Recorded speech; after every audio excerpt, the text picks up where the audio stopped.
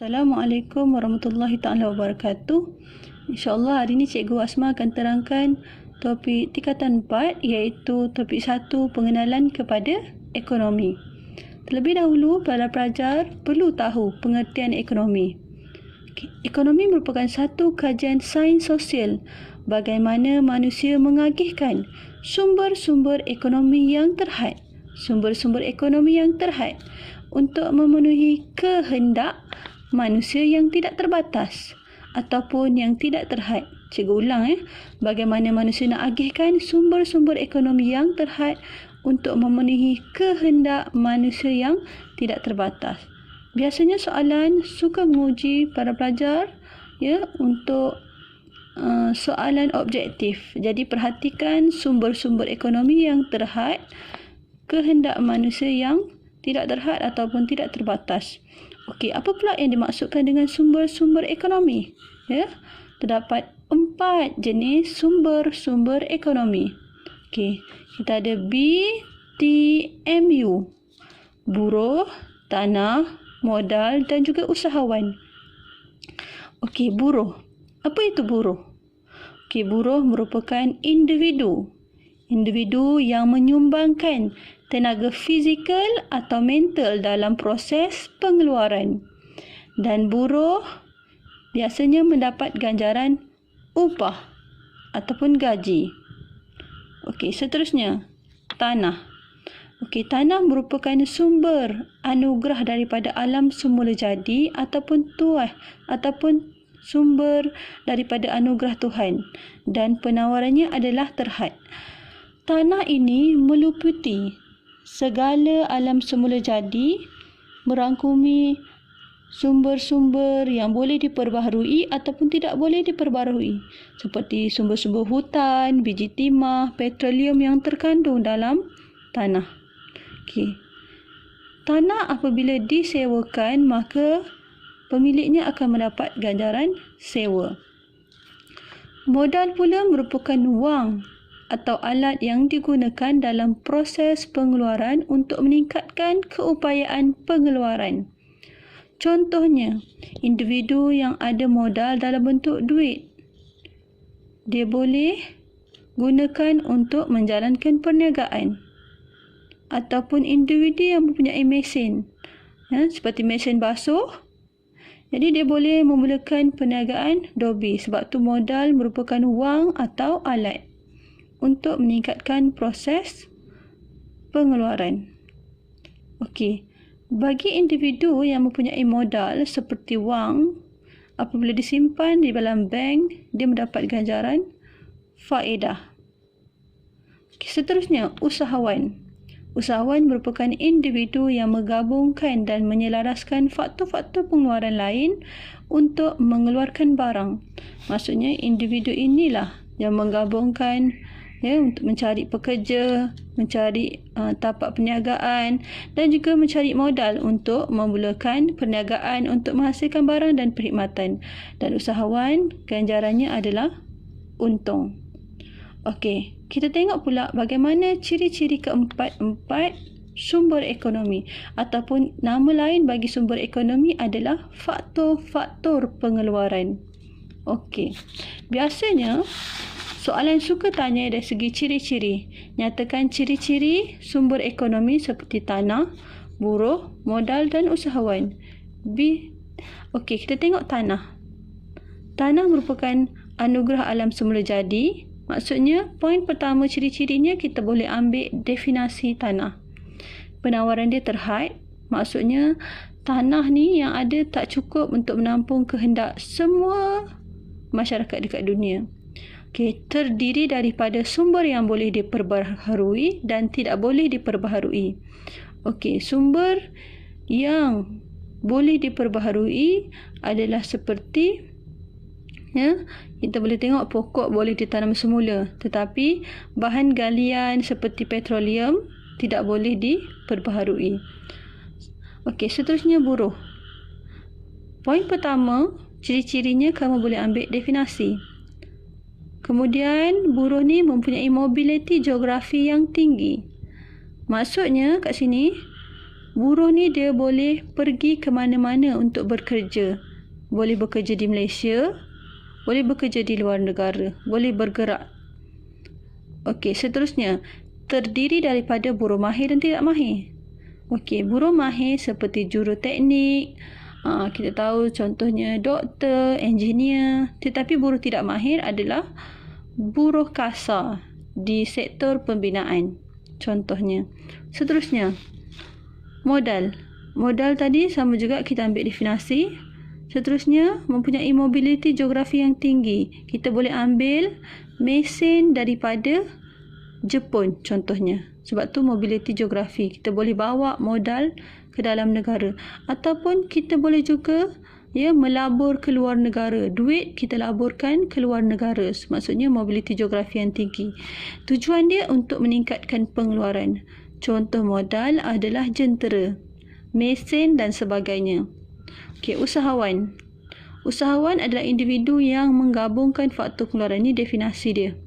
Kemudian yang kedua, seorang yang kreatif dan inovatif, sanggup menanggung risiko. Contohnya pemborong, usahawan kerepek dan sebagainya. Penting untuk para pelajar tahu ciri-ciri sebab soalan boleh keluar, nyatakan 4 ciri buruh. Jadi kamu kena jawab 4 poin ni. Contoh pun dikira sebagai ciri-ciri. Baiklah, seterusnya cikgu akan terangkan tentang masalah ekonomi. Okey, masalah ekonomi ada 3 iaitu kekurangan, pilihan dan kos lepas. Yang mana ketiga-tiga masalah ini, kekurangan, pilihan dan kos lepas dihadapi oleh 3 unit ekonomi iaitu isi rumah, firma dan juga kerajaan. Okey, isi rumah. Okey, isi rumah ni adalah individu ataupun sebuah keluarga ataupun sekumpulan individu yang tinggal bersama dan berfungsi sebagai satu unit ekonomi yang membuat keputusan untuk beli barang dan perkhidmatan. Individu yang tinggal bersama. Contohnya Encik Ahmad dan keluarga. Okey, isi rumah menghadapi masalah kekurangan pendapatan. Seperti upah, sewa, faedah dan untung. Jadi disebabkan kekurangan tersebut, dia terpaksa membuat pilihan yang bertujuan untuk mencapai kepuasan maksimum. Okey, sebagai contohnya, contohnya mungkin anak Encik Ahmad, Ali. Ali dibekalkan dengan duit belanja sekolah, RM RM1. Jadi dia nak beli nasi lemak dan juga nasi lemak ataupun bihun yang kedua-duanya harga RM1. Jadi disebabkan dia kekurangan duit, dia terpaksa membuat pilihan yang mana boleh capai kepuasan maksimum. Okey, apabila dia pilih untuk membeli nasi lemak, maka bihun tadi menjadi kos lepas, iaitu barang kedua terbaik yang terpaksa dilepaskan. Sebab dia dah pilih nasi lemak, jadi bihun adalah kos lepas. Ingat, dalam penulisan karangan jangan lupa tulis kekurangan, pilihan dan kos lepas. Seterusnya kita tengok pula firma. Firma adalah sesebuah organisasi yang merancang dan menggunakan faktor pengeluaran untuk menghasilkan barang dan perkhidmatan. Okey, contoh firma syarikat ABC, kan? Syarikat ataupun restoran Ahmad, itu adalah firma. Firma juga menghadapi masalah kekurangan, iaitu kekurangan faktor pengeluaran. Faktor pengeluaran yang saya bagi tahu sebelum ini iaitu BTMU, buruh, tanah, modal. Jadi firma menghadapi masalah kekurangan terpaksa membuat pilihan yang bertujuan untuk memaksimumkan keuntungan. Okey, sebagai contohnya, syarikat ABC mempunyai sebidang tanah, mungkin 10 ekar. Okey, dengan 10 ekar tanah tersebut, dia nak tanam pokok kelapa sawit ataupun pokok getah. Okey, disebabkan kekurangan tanah, dia terpaksa pilih sama ada nak tanam getah ataupun sawit yang mana boleh memberi untung maksimum. Okey, apabila dia memilih untuk menanam pokok kelapa sawit, maka projek tanaman getah merupakan kos lepas ataupun output kedua terbaik yang terpaksa dilepaskan. Sebab dia dah pilih tanaman kelapa sawit, tanaman getah adalah projek ataupun output kedua terbaik yang terpaksa dilepaskan. Kita ambil contoh lain. Contohnya Ahmad. Syarikat Ahmad mempunyai modal sebanyak RM50,000. Okey. Dengan RM50,000 dia mempunyai dua idea perniagaan. Sama ada dia nak usahakan butik ataupun nak buka restoran. Disebabkan dia kekurangan modal tadi, duit tadi, dia terpaksa pilih yang mana satu perniagaan yang dapat capai untung maksimum. Apabila dia memilih untuk membuka restoran, maka perniagaan butik itu adalah output kedua terbaik yang terpaksa dilepaskan, kos lepas. Dia kekurangan modal, dia terpaksa pilih yang memaksimumkan untung, jadi kos lepas dia adalah perniagaan ataupun output perniagaan butik. Okey, seterusnya kita lihat pula kerajaan. Okey, kerajaan ni apa dia? Kerajaan ni adalah organisasi yang mempunyai kuasa untuk menjaga kestabilan ekonomi dan sosial. Okey, kerajaan juga menghadapi masalah kekurangan sumber, iaitu contohnya kekurangan hasil cukai. Okey, jadi kerajaan disebabkan kekurangan, kerajaan terpaksa buat pilihan yang boleh menjaga kebajikan masyarakat ataupun memberikan kebajikan maksimum kepada rakyat. Okey, sebagai contohnya, kerajaan mempunyai dana sebanyak 50 juta. Dengan 50 juta tersebut, dia ingin membuat projek sama ada nak bina sekolah, ataupun dia nak buat projek luruskan jalan raya. Dia kekurangan. Kedua-dua projek tu mungkin mempunyai perbelanjaan yang lebih kurang sama. Mungkin kedua-duanya RM50,000, dana dia pun RM50,000, jadi tak cukup. Jadi dia kena pilih yang mana menjana ataupun menjaga kebajikan rakyat. Okey, jadi apabila dia memilih projek untuk membina sekolah, maka projek untuk meluruskan jalan raya adalah projek pembangunan kedua terbaik yang terpaksa dilepaskan. Baiklah, seterusnya kita lihat pula topik keluk kemungkinan pengeluaran. Okey, keluk kemungkinan pengeluaran ni dapat menerangkan kaitan antara masalah ekonomi yang kita belajar sebelum ni, iaitu masalah kekurangan, pilihan dan juga kos lepas.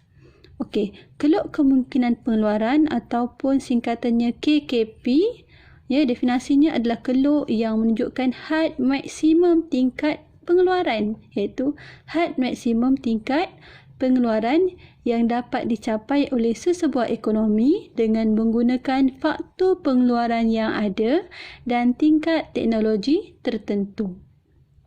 Jadi, melalui keluk kemungkinan pengeluaran ni, kita boleh tengok berapa maksimum pengeluaran yang boleh dihasilkan oleh sesebuah ekonomi dengan menggunakan semua sumber ekonomi yang ada seperti buruh, tanah, modal dan sebagainya. Tetapi terdapat andaian untuk membuat analisis keluk kemungkinan pengeluaran.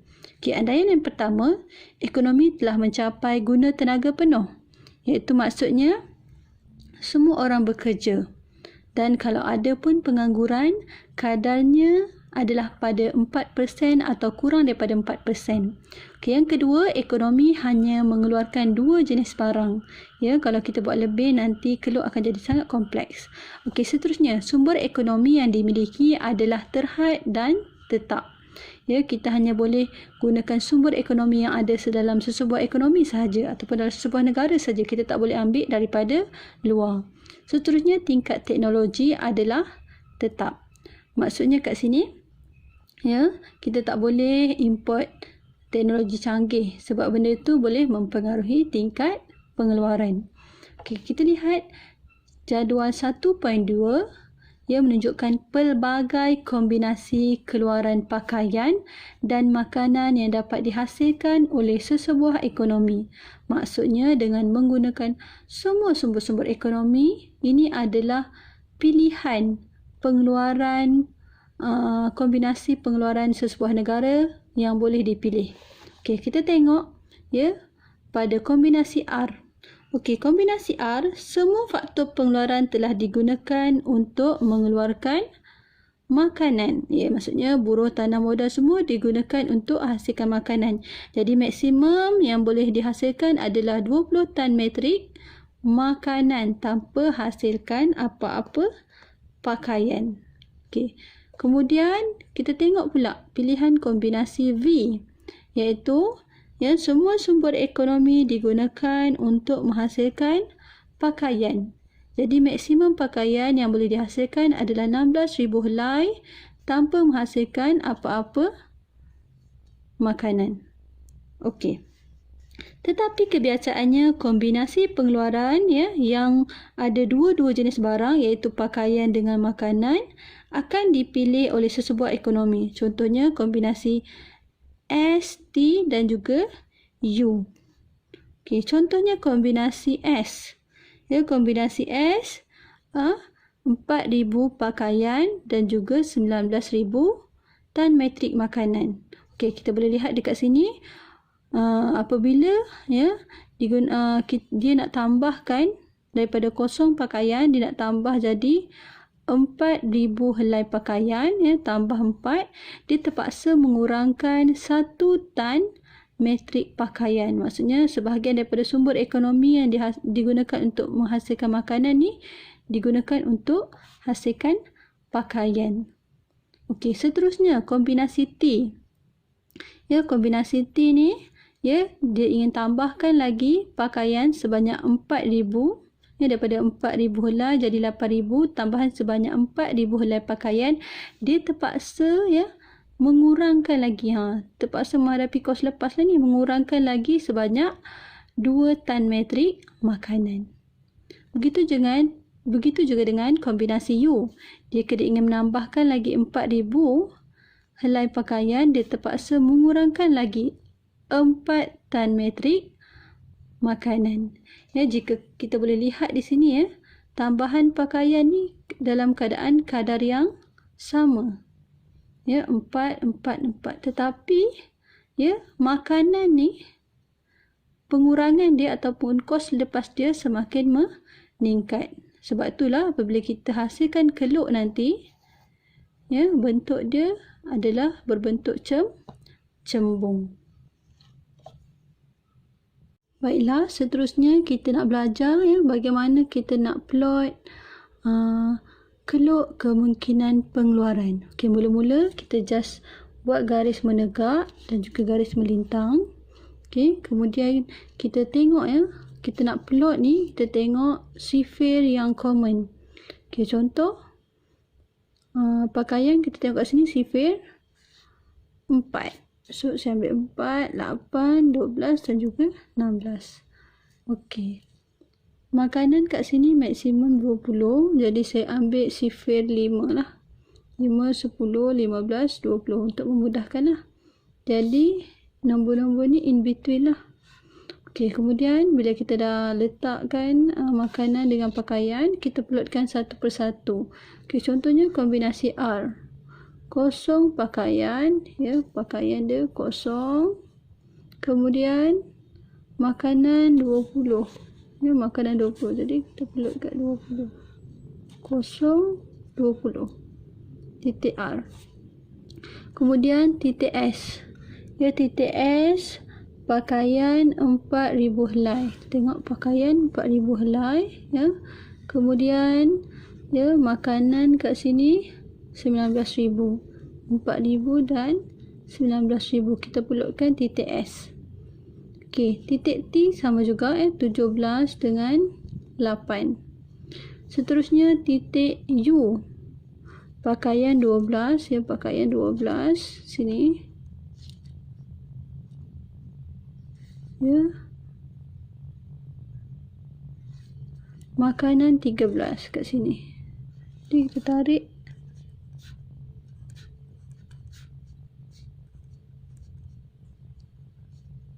Kat sini titik U. Okey, kemudian last sekali V. Ya, pakaian 16,000. Okey, pakaian 16,000. Ya, makanan kosong. So kosong dekat sini. So dekat sini adalah titik V.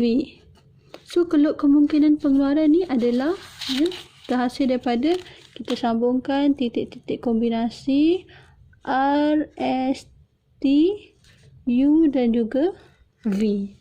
Kita boleh lihat keluk ni berbentuk cembung disebabkan kos lepas yang semakin bertambah. Okey, ini adalah titik kecekapan tingkat pengeluaran maksimum ataupun titik-titik kombinasi pengeluaran yang cekap. Okey, tetapi jika ada titik kombinasi dekat dalam, ini kita panggil titik kombinasi ketidakcekapan ataupun pembaziran. Maksudnya dia tak gunakan semua sumber ekonomi dengan baik untuk menghasilkan semaksimum mungkin pengeluaran.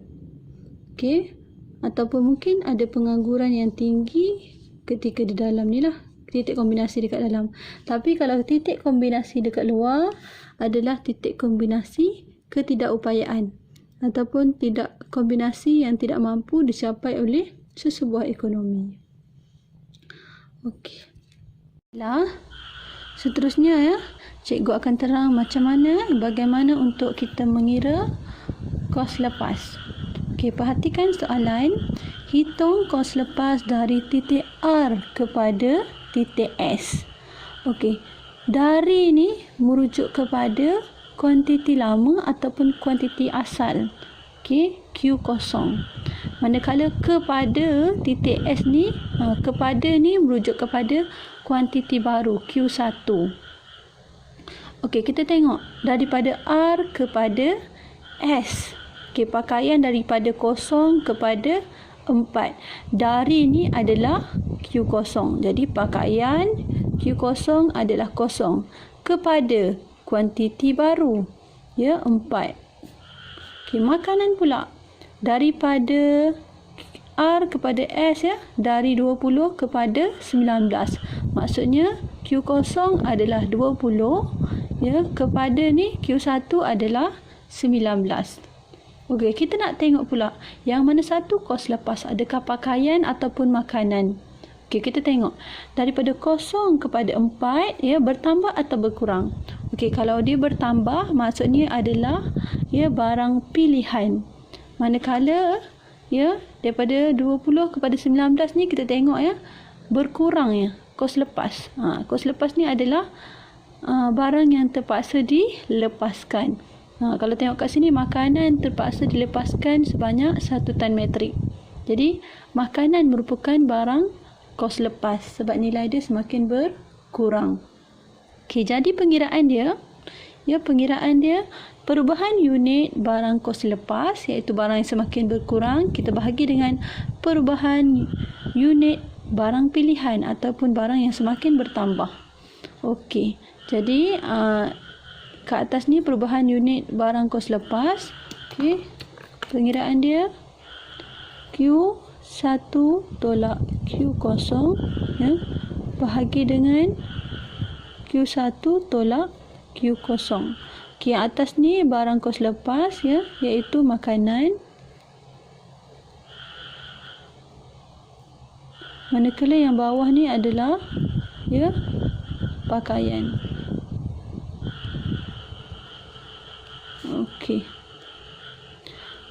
Makanan kos lepas Q1 tolak Q0 maksudnya 19 tolak dengan 20 terbahagi dengan perubahan unit barang pilihan iaitu pakaian. Q1 tolak Q0, 4 tolak dengan 0. Okey, kita kira.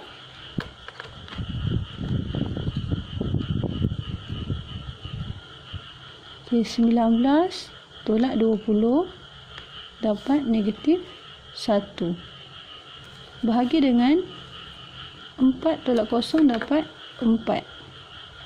Jadi, negatif 1 bahagi dengan 4, kita akan dapat negatif 0.25.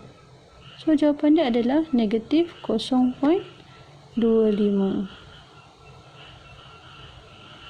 Okey, begitulah untuk soalan-soalan yang seterusnya. Baiklah, seterusnya kita akan lihat pula kepada masalah asas ekonomi. Terdapat 4 masalah asas ekonomi iaitu ABU. A, B, B, U, ABU. A untuk apa yang hendak dikeluarkan, B untuk berapa hendak dikeluarkan, B lagi satu, bagaimana hendak dikeluarkan, dan U untuk siapa dikeluarkan. Okey, apa yang hendak dikeluarkan merujuk kepada jenis barang.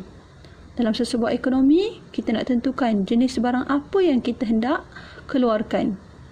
Dan biasanya penyelesaiannya mengikut permintaan masyarakat. Okey, berapa yang hendak dikeluarkan?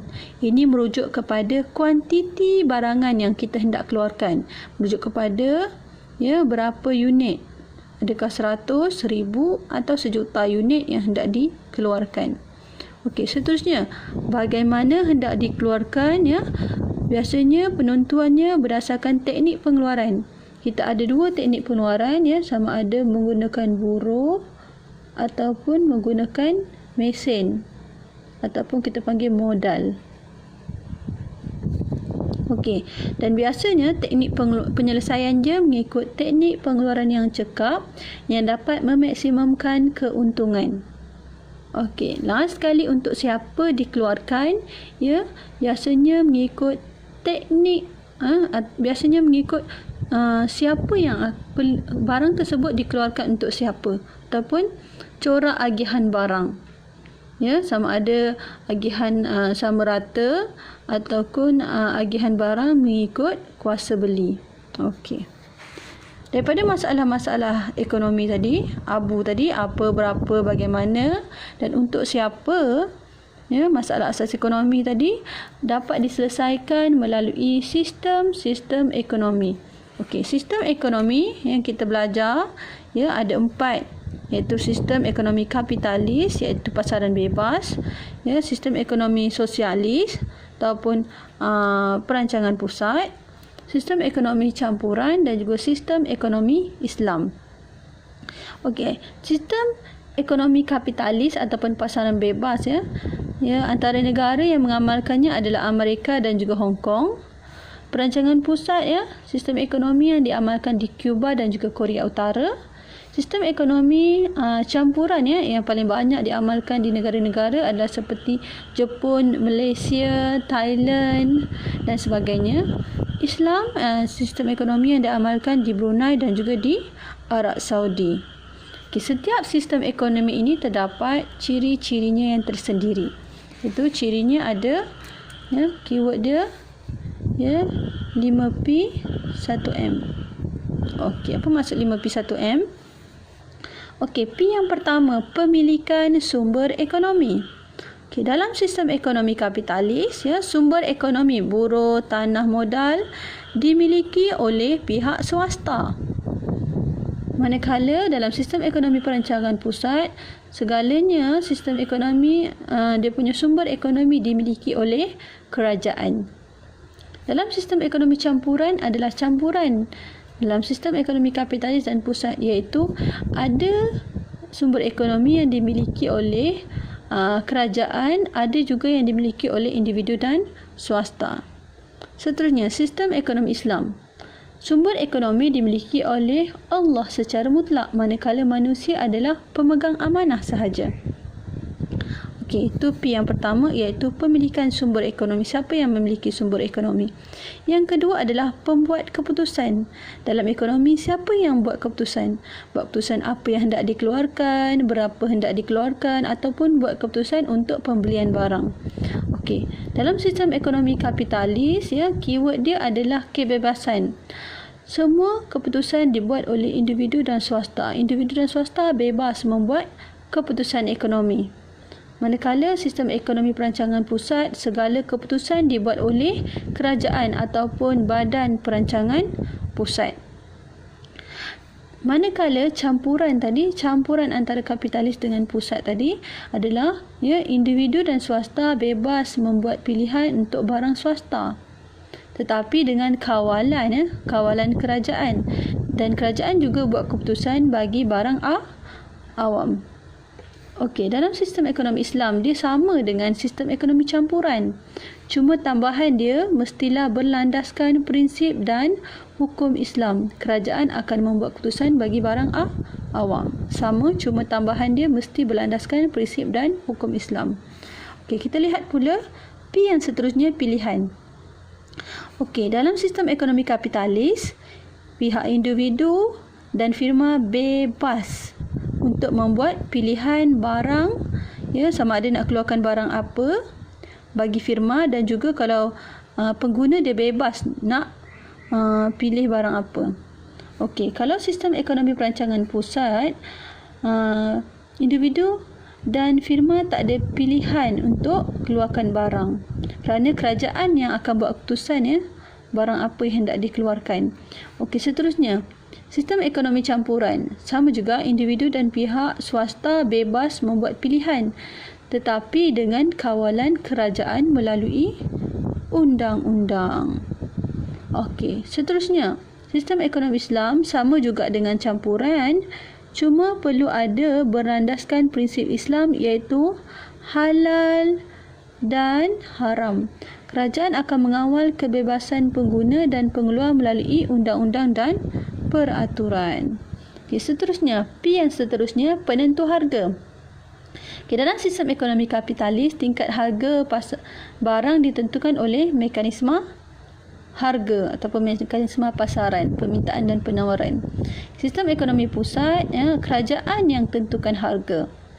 Dalam campuran pula, barang swasta ditentukan melalui mekanisme harga, manakala barang awam ditetapkan oleh kerajaan. Okey, dalam sistem ekonomi Islam juga pula sama juga, sama seperti campuran, cuma ada mestilah harga berlandaskan prinsip dan hukum Islam. Okey, seterusnya persaingan. Dalam sistem ekonomi pasaran bebas, pastinya wujud persaingan bebas antara pengeluar. Tetapi sistem ekonomi perancangan pusat tidak wujud persaingan. Sebab kerajaan merupakan pengeluar tunggal. Dalam sistem ekonomi campuran pula, wujud persaingan tetapi dengan kawalan ataupun campur tangan kerajaan. Sama juga seperti Islam, tetapi kena ada perkataannya wujud adil saksama antara pengeluar. Walaupun bersaing tapi perlu adil dan juga saksama. Okey, seterusnya motif. Untuk kapitalis, kita tahu dalam kapitalis bebas pengeluar dan juga pengguna, individu dan juga swasta. Jadi kalau pengeluar ni dia bebas untuk keluarkan barang apa, yang penting dapat memaksimumkan keuntungan. Manakala pengguna juga bebas untuk membuat pilihan barang yang mana boleh memberikan kepuasan maksimum. Okey, untuk sistem ekonomi perancangan pusat pula, perancangan pusat, kerajaan the only pengeluar ni, kerajaan motif dia mestilah untuk menjaga kebajikan masyarakat. Okey, dalam sistem ekonomi campuran wujud pengeluar, wujud pengguna dan juga kerajaan. Jadi kat sini pengeluar dia motif dia untuk memaksimumkan keuntungan, pengguna untuk memaksimumkan kepuasan, manakala kerajaan untuk memaksimumkan kebajikan masyarakat. Okey, sama juga seperti sistem ekonomi Islam, ada 3, pengeluar, pengguna dan juga kerajaan. Baiklah, seterusnya kita lihat pula bagaimana penyelesaian masalah asas ekonomi antara sistem ekonomi. Masalah ekonomi apa, berapa bagaimana dan untuk siapa tadi, bagaimana masalah tersebut diselesaikan oleh unit-unit ekonomi seperti kapitalis, perancangan pusat, campuran dan juga Islam. Okey, kita lihat satu persatu. Okey, dalam sistem ekonomi kapitalis, apa yang hendak dikeluarkan ditentukan melalui mekanisme harga ataupun kuasa pasaran ataupun permintaan. Maksudnya, biasanya firma akan keluarkan barang mengikut permintaan yang tinggi di pasaran. Okey, manakala berapa yang hendak dikeluarkan akan ditentukan melalui mekanisme harga juga. Okey, maksudnya berapa permintaan dan juga penawaran pasaran. Okey, bagaimana hendak dikeluarkan dalam sistem ekonomi kapitalis sistem ekonomi ini mereka akan membuat pilihan untuk teknik pengeluaran yang paling cekap ataupun yang meminimumkan kos dan juga memaksimumkan keuntungan. Dan biasanya di antara sama ada penggunaan buruh ataupun mesin, mereka lebih prefer penggunaan mesin sebab lebih efektif dalam menjimatkan kos dan juga memaksimumkan keuntungan. Okay, seterusnya, untuk siapa barang hendak dikeluarkan, biasanya barang tersebut diagihkan mengikut corak agihan pendapatan atau kuasa beli masyarakat. Maksudnya golongan kaya ataupun berpendapatan tinggi akan dapat lebih banyak barang berbanding dengan golongan yang berpendapatan rendah. Okey, seterusnya, sistem ekonomi perancangan pusat. Apa yang hendak dikeluarkan, berapa yang hendak dikeluarkan, semestinya melalui kerajaan. Kerajaan yang buat keputusan berdasarkan keperluan masyarakat. Masyarakat perlukan apa dan juga berapa yang diperlukan masyarakat. Okey, kemudian teknik pengeluaran.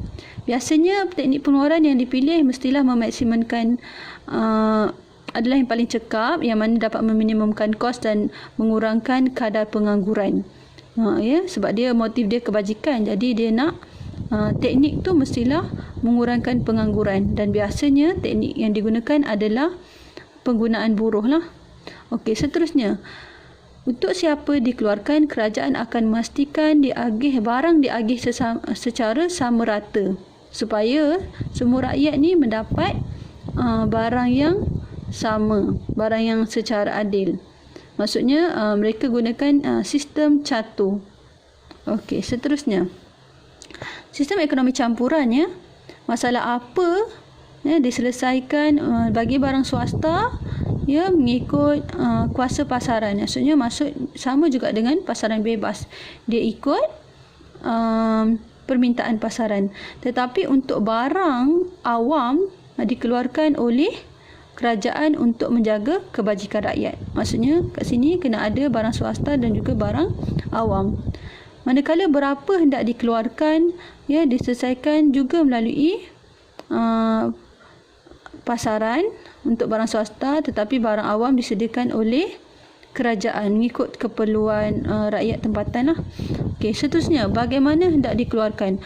Okey, untuk barang swasta biasanya teknik pengeluaran akan memilih teknik pengeluaran yang paling cekap, iaitu meminimumkan kos dan juga memaksimumkan keuntungan. Manakala kerajaan akan memilih cara pengeluaran yang paling cekap dan juga memaksimumkan kebajikan rakyat. Okey, untuk siapa dikeluarkan? Okey, kalau barang swasta dia sama dengan sistem ekonomi kapitalis, iaitu mengikut corak agihan pendapatan. Manakala kerajaan juga akan mengagihkan barang awam kepada semua individu untuk menjaga kebajikan rakyat. Contohnya, kita ada sekolah swasta, kita ada juga sekolah kerajaan. Kita ada hospital swasta, bagi golongan kaya dia mungkin masuk hospital swasta. Tetapi orang yang berpendapatan rendah masih dapat mendapatkan perkhidmatan perubatan di hospital kerajaan. Okey, seterusnya, sistem ekonomi Islam, kita tahu dia seakan-akan sistem ekonomi campuran, cuma ada tambahan, iaitu pengguna dan pengeluar mempunyai permintaan tinggi dan halal dalam pasaran untuk barang swasta. Maksudnya bebas untuk keluarkan barang untuk barang swasta, tetapi mestilah barang tersebut halal. Okey, untuk barang awam masih lagi disediakan oleh kerajaan untuk menjaga kebajikan masyarakat. Okey, berapa hendak dikeluarkan ya? Sama dengan sistem ekonomi campuran, tetapi mestilah berlandaskan hukum Islam. Ya. Okay, seterusnya, bagaimana hendak dikeluarkan? Sama juga ya, teknik pengeluaran yang cekap dan meminimumkan kos, dan mestilah selaras dengan prinsip-prinsip Islam. Cara pengeluaran yang mencemarkan alam dan menimbulkan ketidakadilan dalam masyarakat hendaklah dihindarkan. Tak bolehlah, maksudnya kita nak buat pencemaran, tak boleh. Kita kena guna teknik pengeluaran yang cekap, tetapi pada masa yang sama tak boleh memudaratkan alam. Okey, seterusnya, untuk siapa hendak dikeluarkan? Untuk siapa? Bagi sistem ekonomi Islam ni, sama juga untuk barang swasta mengikut agihan pendapatan, tetapi golongan yang kurang bernasib baik akan diberikan keperluan asas melalui sistem zakat. Okay, sistem zakat ni, golongan yang berpendapatan tinggi akan bayar zakat. Jadi, golongan yang berpendapatan rendah ni, dia dapat menikmati barang dengan cara mereka dapat bantuan zakat. Pada masa yang sama, kerajaan juga akan sediakan barang awam kepada semua individu untuk menjaga kebajikan rakyat, sama seperti sistem ekonomi campuran. Okey, itu saja.